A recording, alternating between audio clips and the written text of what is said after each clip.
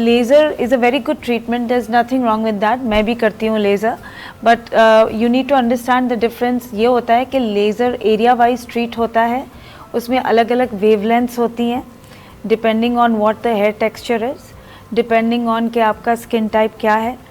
हर किसी को laser suit नहीं करता, but I still say go with the laser. अगर आपका बाल बहुत मोटा है, we need to reduce it, because you need to understand laser is a hair reduction process, it's not removal, it's not permanent.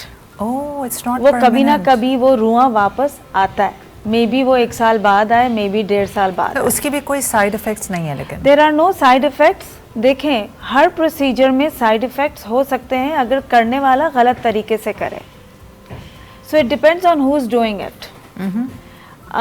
अक्सर ये भी होता है कि हम लोगों के क्लाइंट्स अलग अलग क्लिनिक्स में हॉप कर रहे होते हैं because they want the best deal, they want the best prices, but what they don't realize is they need to go to a person who can analyze their hair texture, who can give them a very good thorough consultation, who can read their skin. अगर आपकी consultation ही सही नहीं है, अगर आपका कोई analyze करने वाला ही सही नहीं है, तो चाहे वो कितनी भी महंगी मशीन क्यों ना हो, you will not get the result. सो बहुत ज़रूरी है कि मैं क्लाइंट्स को हमेशा कहती हूँ कि आप सस्ती डील्स के पीछे मत भागें।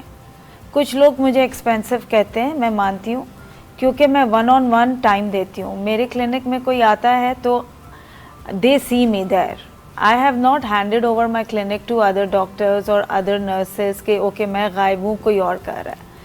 इवन अगर मेरी असिस्टेंट्स कर रही हैं तो मैं मौजूद होती हूँ। मेरा वहाँ मौजूद होना is I think very essential, because clients को एक तसल्ली होती है कि हमारा चेहरा जिसके हाथ में है और सेफ हाथों में है, तो उसी के हाथों में एक नज़र रखनी पड़ती है, right. So coming back to the topic, laser जो है वो हेयर रिडक्शन प्रोसेस होता है, इलेक्ट्रोलिसिस परमानेंट होता है, राइट। तो अगर कोई बहुत मोटे बालों के साथ, चेहरे पे मोटे बाल होते हैं पीसीओएस की वजह से, polycystic ovaries, probably later ages में hormonal changes, pregnancy, stress, surgeries, medications, बहुत वजूहात होती हैं। या कोई अक्सर ये भी होता है कि यंग एज में बच्चियों को हल्का सा रुआं होता है फेस पे, एंड देन दे से कि we want to bleach it. फिर वो जब ब्लीच करते हैं तो क्या होता है कि आपके बालों का क्यूटिकल फट जाता है, तो वो बाल खड़े खड़े नज़र आते हैं चेहरे पे, एंड देन दे से कि अब हमें वैक्स करना है, फिर वो वैक्स करती हैं। अच्छा, जब आप वैक्स करते हैं तो क्या होता है, वैक्स हो या ट्वीजिंग हो या थ्रेडिंग हो, जब आप बाल को खींचती हैं, when you pull the hair, all the blood supply gushes towards the root of your hair. जितनी भी खून की चैनल्स होते हैं वो आपकी जड़ की तरफ भागता है और आपको एक और हेल्दी प्लांट दे देता है। तो इसी तरह बाल वैक्सिंग, थ्रेडिंग, प्लकिंग से मोटा होता जाता है। अक्सर आपने सुना होगा, लोग कहते हैं मेरे 1 बाल था, मैंने खींचा 3 हो गए, right. So pulling is very bad. So there are lots of factors जिसकी वजह से लोगों के बाल मोटे हो जाते हैं।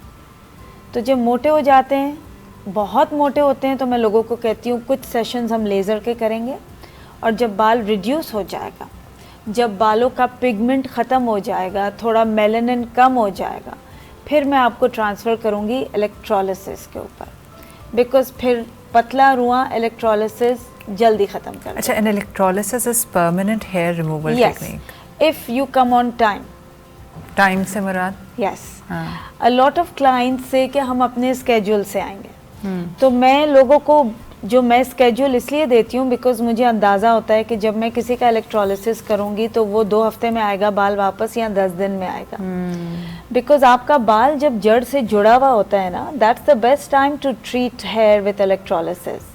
और इलेक्ट्रोलिसिस होता क्या है, इलेक्ट्रोलिसिस हीट और करंट से हम जैसे एक अंडे को पकाते हैं, उस तरह हम बालों की जड़ को कॉटराइज कर देते हैं, तो उसकी जितनी भी सलाहियत होती है दोबारा बनने की, एग्जैक्टली कि वो वीक हो जाती है। तो एक बहुत पतली नीडल होती है जो हम हेयर फॉलिकल में डाल के बटन को प्रेस करते हैं। अच्छा, पेनलेस है? Depends on who is doing it, and everybody's pain threshold is different. मेरा पेन थ्रेशोल्ड बहुत गंदा है, फौरन तकलीफ हो जाती है। मेरा तो बहुत ही गंदा है, I am sorry, and but मेरी बहन का अच्छा है, तो अगर आपका अच्छा होगा तो ज़रूरी नहीं आपका I really so do you numb it first? A lot of clients ask for numbing, हम numbing कर देते हैं. कुछ लोग घर से numbing करके आते हैं, that's okay. Numbing is an option, but electrolysis अलग-अलग intensities पे होता है. So we have to choose. जैसे अगर बाल पतला है तो low intensity पे भी हो जाता है electrolysis. अगर मोटा बाल है तो हमें थोड़ी सी high intensity रखनी पड़ती है. बट सही टाइम पे आना बहुत ज़रूरी है, बिकॉज हेयर आपका एनाजिन स्टेज पे होता है. एनाजिन स्टेज, हम उस स्टेज को कहते हैं जब बाल जड़ से जुड़ा हुआ हो, and that's the best time to treat. तो लोग, अच्छा कुछ लोग लेज़र से डरते भी बहुत हैं. You must have heard this, नहीं लेज़र से तो कैंसर हो जाएगा. A lot of people say that. There is no study, no backing to it. So if somebody has very thick hair and they don't want laser, तो वो electrolysis से start करवा सकते हैं. अच्छा, electrolysis in any way solution है, लेकिन आप recommend करती हैं कि पहले लेज़र से उसका वो हल्का हो जाए, थोड़ा सा मेलानिन कम कर दें, पिगमेंट कम कर दें, बाल को थोड़ा कमजोर कर दें, वो हो जाए. और फिर हम उससे ये होगा कि बजट वाइज भी थोड़ा सा क्लाइंट्स के लिए ईजी रहेगा एंड प्रोसेस फास्ट हो जाएगा. अच्छा, अब ये देखें, जब आप किसी को, अगर फ़र्ज़ करें मैं आती हूँ, तो आप what are the things that you look for कि ये स्किन टाइप क्या है, किस तरह से आप डिसाइड करते हैं कि ये शख्स को कितनी सिटिंग्स चाहिए होंगी, या is it depends on the kind of hair? Depends on person to person. और कहाँ पे इलेक्ट्रोलिसिस करा सकते हैं? Anywhere on the body, but of course you can't do inside the nose, you can't do inside the ear. वैसे भी ये भी एक लोगों को बता दें, नाक के बाल हमारी फिल्टर ही है सांस लेने के लिए. exactly. People want to get rid of nozzle, nose के सारे बालों का. पे एक जो चादर का रुआं होता है, हमारी स्किन पे भी वो रुआं है.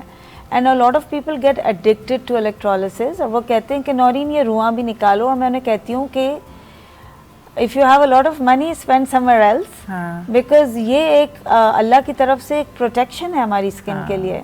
इस रुएं को निकालने बैठेंगे तो सदियाँ गुजर जाएंगी, and don't get into that. You know, so हर किसी की प्रेफरेंस अलग होती है Mavish, but it's our job to guide them. सही.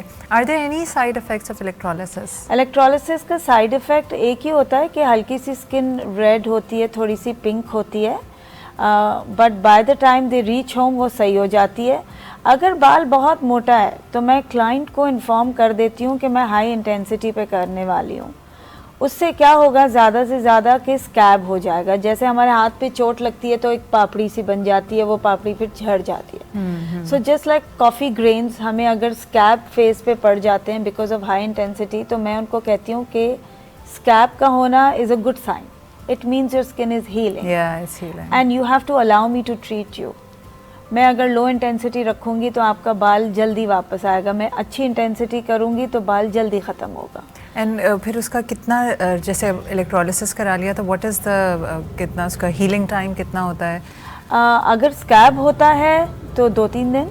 दे have to just hydrate the skin at home. Makeup ना लगाएं, मेकअप वो कर सकते हैं 24 घंटे बाद. पहले दिन जिस दिन इलेक्ट्रोलिसिस होता है उस दिन मैं कहती हूँ कि आप of course don't go for swimming, धूप से बचें, क्योंकि पोर खुला हुआ होता है. नहीं, ऐसा कुछ नहीं है. रेडनेस होती है ना, इरिटेशन हो सकती है, there is a lot of dust in the air. तो इसलिए मैं कहती हूँ कि थोड़ा एहतियात करें, स्पेशली ऑन द डे. तो अगर आपको किसी दिन शादी पे जाना है, उस दिन का अपॉइंटमेंट ना लें इलेक्ट्रोलिसिस का, कम से कम 2 दिन पहले करवाएं. एग्जैक्टली.